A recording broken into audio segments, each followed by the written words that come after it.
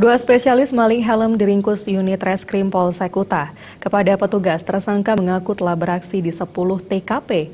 Modusnya dengan memotong tali helm yang sedang digantung pemiliknya di sepeda motor.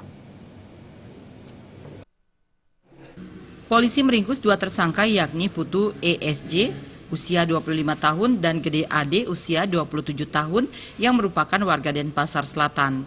Aksi mereka terungkap berkat laporan korban SA yang kehilangan dua helm saat kendaraannya parkir di areal parkir Discovery Shopping Mall, Jalan Kartika Plaza Kuta.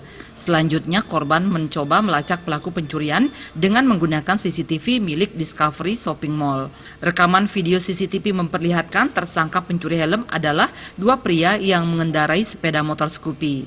Temuan itu kemudian dilaporkan ke pihak kepolisian. Polisi yang melakukan pengejaran akhirnya berhasil menangkap tersangka di bengkelnya. Di CCTV memang betul nampak kedua pelaku ini melakukan aksi pencurian dengan pemberatan. Akhirnya dikejar dan dilakukan penangkapan di tempat kosnya di kawasan Sesetan Denpasar.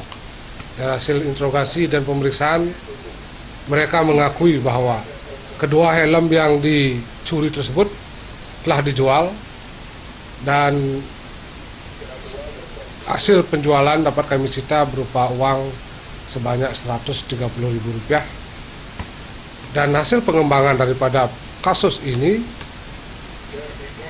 tersangka mengakui telah melakukan 10 kali pencurian. Menurut pengakuan kepada petugas, kedua pria ini telah mencuri di 10 tempat. Hasilnya dijual dengan harga rata-rata Rp130.000 per helm.